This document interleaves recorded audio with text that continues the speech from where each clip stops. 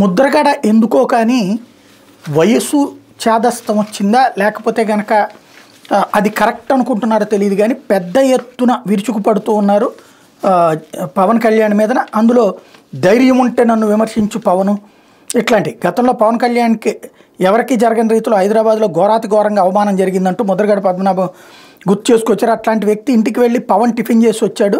సీఎంను తిట్టడానికి బహిరంగ సభల్లో ఊగిపోతున్న ఆయనకి ఈ కోపం, పౌరుషం, పట్టుదల, ఆవేశం అప్పుడు ఎక్కడికి పోయాయి? పవన్కి జరిగిన అవమానం సామాన్యుడికి జరిగిన వాళ్ళు నిలదీస్తారు, కానీ ఈ పెద్ద మనిషి ఒక్క మాట కూడా అనలేదని గుర్తు చేశారు. చిన్న సినిమా ఆర్టిస్టులతో తన పవన్ తిట్టిస్తున్నారని మండిపడ్డారు. ఆయనకి ధైర్యం ఉంటే నేరుగా తను విమర్శించాలని సవాలు విసిరారు. మీడియా ముందుకు వచ్చి తను కొన్ని ప్రశ్నలు అడిగితే తాను కూడా పవన్ కొన్ని ప్రశ్నలు అడుగుతానన్నారు. పిఠాపురం నియోజకవర్గం నుంచి అగ్నికుల క్షత్రియులు, యాదవ సంఘం నాయకులు, కార్యకర్తలు బుధవారం పెద్ద ఎత్తున కాకినాడ జిల్లా కిర్లంపూడికి తరలిచ్చి ముద్రగడ మర్యాదపూర్వకంగా కలవడం. ఇది ముద్రగడ జనంలోకి వెళ్ళడం కాకుండా జనాన్నే ముద్రగడ దగ్గరికి పంపించి రోజు మాట్లాడిస్తున్నది వైసీపీ. ఆయన ఆవేశపూరితంగా మాట్లాడుతుంది. దీనివల్ల ఫలితం ఏమైనా వస్తుందా? ఇంకోటి, ముద్రగడక అవసరమా ఇది పదే పదే పవన్ని టార్గెట్ చేయడం? దానివల్ల ఏం ఒరుగుతుంది అంటే వైసీపీకి న్యాయం చేయడమేనా? నిజంగా తన జాతికి ఆయనే చెప్తుంటారు కదా పద్దాక, నా జాతికి న్యాయం, నా జాతికి న్యాయం అని. ఆ జాతికి ఏమన్నా ఒరుగుతుందా ఆలోచించుకోవాల్సింది.